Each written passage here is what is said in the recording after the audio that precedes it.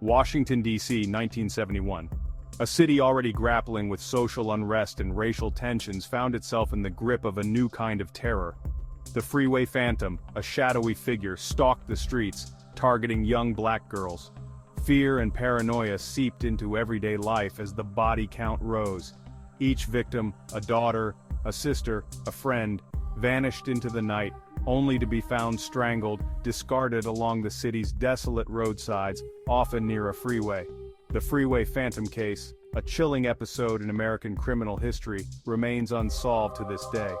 The lack of closure continues to haunt the victims' families and the collective memory of the nation's capital. This essay delves into the heartbreaking stories of the victims, the social context surrounding the murders, and the frustrating investigation that left more questions than answers. It is a story about loss, fear, and the fight for justice that continues 5 decades later. The Freeway Phantom's reign of terror claimed the lives of 6 young black girls, their futures brutally cut short. I was just 13, the first victim, last seen on January 24, 1971. I had been running errands for my mother, a simple act of kindness that ended in tragedy. My body was found days later, discarded near a freeway entrance ramp. Darlenia Johnson, 16, disappeared on July 8, 1971, after leaving her summer job at the National Science Foundation. I was only 16, vanished after a normal day at work. My dreams, my future, taken away. Brenda Crockett, 10, vanished on July 27, 1971, just a few blocks from her home.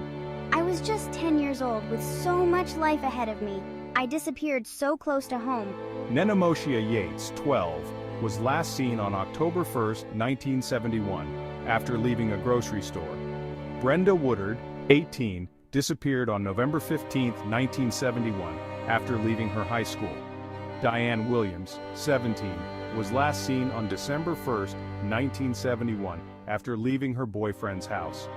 Each victim had dreams, aspirations, and loved ones who cherished them. Their lives, brimming with potential, were stolen, leaving behind a void filled with grief, anger, and an insatiable need for answers.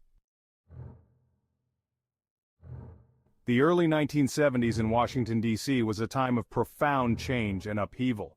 The civil rights movement had ushered in a new era, but racial tensions still simmered beneath the surface.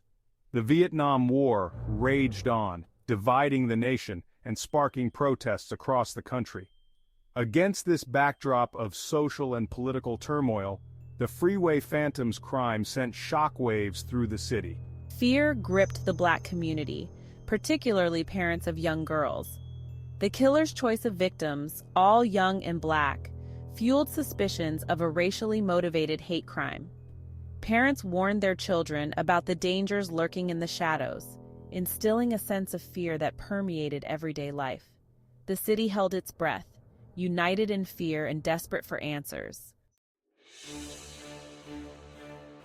The Washington, D.C. Metropolitan Police Department faced immense pressure to catch the Freeway Phantom. The case, with its chilling nature and high-profile victims, quickly became a top priority. A special task force was assembled, dedicated to hunting down the killer and bringing justice to the victims' families. Detectives worked tirelessly, following leads, interviewing witnesses, and combing through evidence. We faced a daunting task. The killer, a phantom in every sense of the word, left behind few clues. The investigation was further complicated by the social climate of the time. Mistrust between law enforcement and the black community ran deep, hindering cooperation and fueling suspicion. The search for the Freeway Phantom was a race against time, a desperate attempt to prevent further loss and bring peace to a grieving community. Section 5. Dead ends and frustration, the trail runs cold. As weeks turned into months, the investigation into the Freeway Phantom murders seemed to hit one dead end after another. Leads that initially seemed promising fizzled out, leaving investigators empty-handed. The killer, a master of evasion, seemed to vanish into thin air after each crime. The task force, once optimistic, grew increasingly frustrated. The lack of progress fueled public criticism and scrutiny. The families of the victims, their grief compounded by a lack of answers, grew increasingly disillusioned with the investigation. Despite their best efforts, the police seemed no closer to unmasking the Freeway Phantom. Section 6. The Phantom's Pattern. Unveiling the modus operandi. Despite the lack of progress in identifying the killer, investigators were able to piece together a chilling pattern from the Freeway Phantom's crimes. The victims were all abducted in broad daylight, often in busy areas, suggesting a brazen and confident predator. They were then driven to secluded locations, strangled, and their bodies left near freeways. The killer often communicated with the victims, engaging them in conversation before taking their lives. This chilling detail, revealed through witness testimony and limited forensic evidence, painted a picture of a calculated and cunning individual. The Freeway Phantom wasn't just a shadow, he was a manipulator, able to gain the trust of his victims before snuffing out their lives. Section 7. Racial Tensions and Mistrust. A City Divided. The Freeway Phantom case unfolded against a backdrop of deep-seated racial tensions in Washington, D.C. The city, still reeling from the civil rights movement, remained deeply segregated. The police department, predominantly white, faced accusations of racism and brutality from the black community. This mistrust made it difficult for investigators to gain the trust and cooperation of the community most affected by the murders. Rumors and speculation filled the void left by a lack of concrete information, further fueling fear and suspicion. Some believed the killings were part of a larger conspiracy, a deliberate attempt to terrorize the black community. Section 8. Theories and speculations, searching for answers. In the absence of a concrete suspect, numerous theories and speculations swirled around the Freeway Phantom case. Some believed the killer was a lone wolf, a predator driven by a perverse desire to control and dominate his victims. Others suspected the involvement of multiple perpetrators, pointing to the boldness and organization of the crimes. One theory that gained traction was the possibility of a police connection. The killer's seemingly intimate knowledge of police procedures and patrol routes led some to believe that the Phantom might be a rogue officer or someone with ties to law enforcement.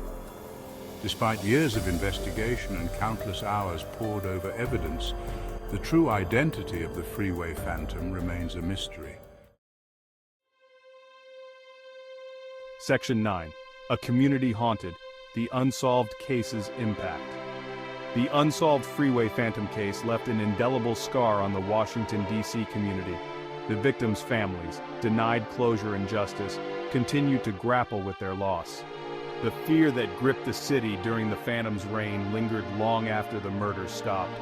The case serves as a chilling reminder of the vulnerability of young black girls, not just to random violence, but also to the systemic inequalities that persist in society.